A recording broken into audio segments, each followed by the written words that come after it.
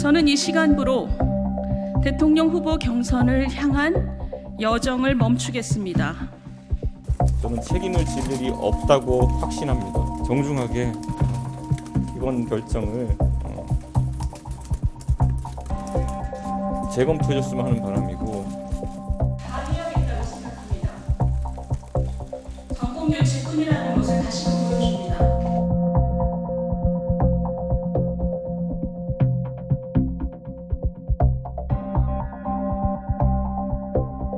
저는 임차인입니다. 작은 마을에서 자랐습니다. 하루로 같이 살려나갔습니다. 진학하려는 꿈을 보여줘요. 제29조, 제56조 등에 따라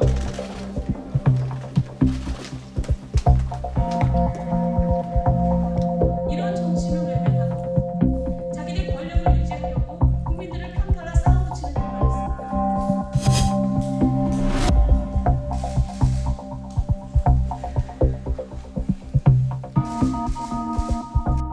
비록 우스꽝스러운 조사 때문이긴 하지만 정권 교체 명분을 희화화시킬 빌미를 제공해서 대선 전투의 중요한 축을 허물어뜨릴 수 있다라는 위기감을 느끼지 않을 수 없었습니다. 비록 제 자신의 문제가 아니더라도 그동안 문재인 정권과 민주당 대선 후보들과 치열하게 싸워온 제가 국민들 앞에 책임을 다하는 모습을 보이는 것이 정권 교체를 열망하는 국민들과 저를 성원해 주신 당원들께 보답하는 길이라 생각합니다. 저는 이 시간부로 대통령 후보 경선을 향한 여정을 멈추겠습니다. 또한 국회의원직도 다시 서초 갑 지역구민과 국민들께 돌려드리겠습니다. 그것이 염치와 상식의 정치를 주장해온 제가 신의를 지키고 그리고 자식된 도리를 다하는 길이라 생각합니다. 선생님 감사해요. 와주셔서. 말도 안 하고.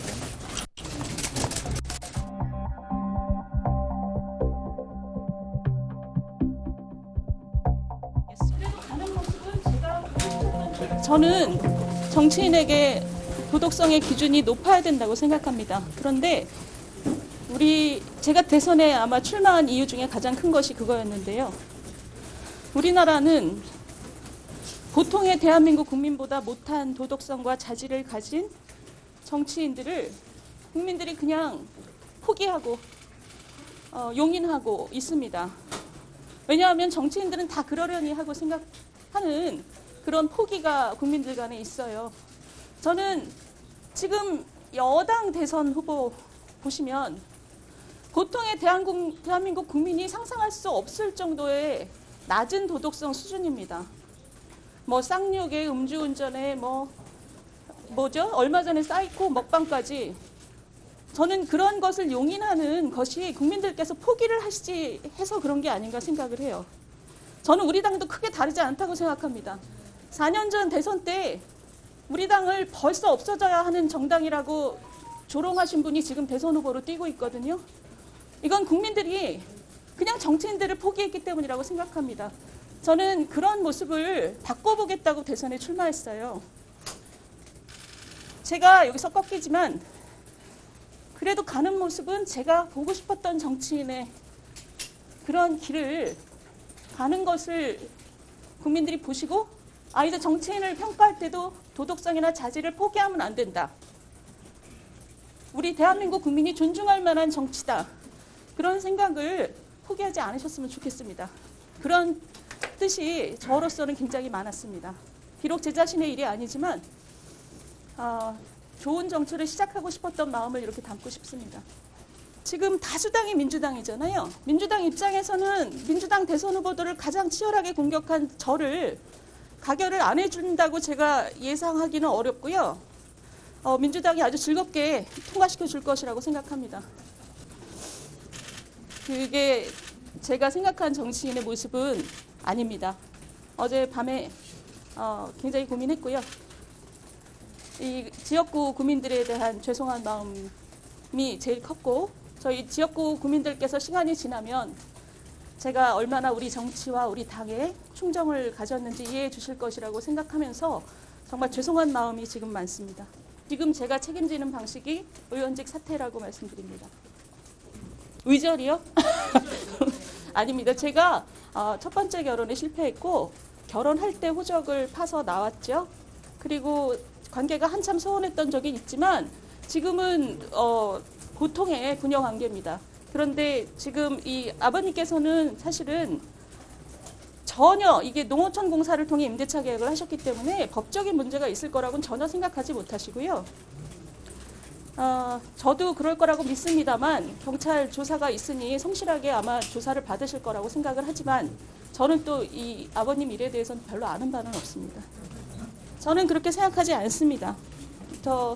방금 대표님께서 말씀하셨듯이 우리나라는 연좌제의 나라가 아니고 본인이 통제할 수 없는 일에 대해서 책임지는 것을 요구할 수는 없다고 생각합니다. 그러나 제가 좀 전에 말씀드렸듯이 저는 문재인 정부의 부동산 정책에 대해서 가장 날카로운 비판을 해왔던 사람입니다. 그런 면에서 어제 언론 보도들도 천편일률적으로 제 발언을 희화화하는 내용을 굉장히 많이 내보냈습니다. 제가 그걸 보면서 이렇게 희화화되게끔 내버려둬서는 안 되겠다는 결심을 굳혔습니다. 향후 정치 행보나 일정에 대해서 생각해 주신 바? 아니 전혀 없습니다만 저 국회를 나가서도 우리 당이 굉장히 강건하게 나가는 모습을 제가 응원하고 같이 하겠습니다. 윤희숙 의원의 의원직 사퇴 및 대선 후보 중도 하차를 강하게 만류할 것이고,